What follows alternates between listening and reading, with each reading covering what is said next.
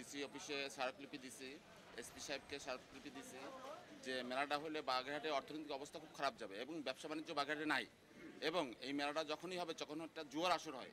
এই জুয়ার আসরে বাগেরহাটে সাধারণ জনগণ ভুক্তভোগী এবং চুরি, ডাকাতি, ছিনতাই, রাহাজানি সব কিছু হয়। এবং দোকানের কর্মচারীরা যখন রাত্রে যায় তখন এই ব্রিজের উপরে ছিনতাই হয়, মোবাইলটা পর্যন্ত নিয়ে যায়। এর জন্য আমরা ব্যবসায়ীরা ঐক্য করছি যাতে বাণিজ্য মেলাটা বাগেরহাটে র্যাপিডরা না হয়। ঘুমান্ত মানুষকে জাগানো যায় না। ডিসি সাহেব জানেন না, তাহলে বাগেরহাটের অভিভাবক কে?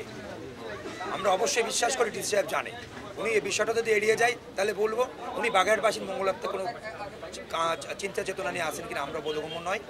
তবে মেলাটা যেহেতু বাগেরহাটবাসীর জন্য ক্ষতিকারক, ব্যবসায়িক সম্প্রদায় অত্যন্তভাবে ক্ষতিগ্রস্ত হবে। বাগেরহাটের যে সামাজিক ভারসাম্য বলি, নিরাপত্তা বলি, এটা ভেঙে পড়বে।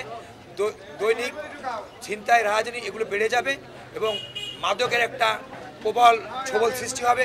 কারণ যখন অর্থনৈতিক অবস্থা ভণ্ডুল হবে তখন মানুষ চুরির দিকে অগ্রসর হবে, যুব সমাজ ক্ষতিগ্রস্ত হবে। এমতো অবস্থায় বাগেরহাটবাসী এই মেলাকে কোনোভাবেই মেনে নিচ্ছে না।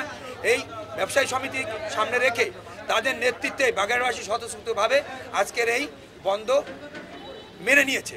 তো আমরা আজকের পর্যন্ত যে প্রোগ্রাম আমরা নিয়েছি, এই প্রোগ্রাম যদি প্রশাসন আমাদের কোনো রেসপন্স না দেয় তাহলে আমরা বৃহত্তর এর থেকে অনেক বড় প্রোগ্রাম ঘোষণা করব এবং আমরা রাস্তা থেকে উঠবো না এবং সমস্ত দোকানপাট বন্ধ করে এর থেকে বড় বড় প্রোগ্রাম আমরা দিব।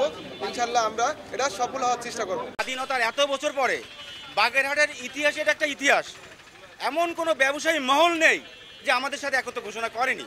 সুতরাং ইমাম পরিষদ বলেন, ক্ষুদ্র ব্যবসায়ী বলেন, সকল পর্যায়ের সকল ব্যবসায়ীরা, বাগেরহাটবাসীরা, সাধারণ জনগণ, রিক্সা শ্রমিকরা সবাই আমাদের সঙ্গে একত্রতা ঘোষণা করছে। সুতরাং এই মেলা অবশ্যই বন্ধ হবে এবং বন্ধ করেই আমরা আমাদের সফল কাম করবো ইনশাআল্লাহ।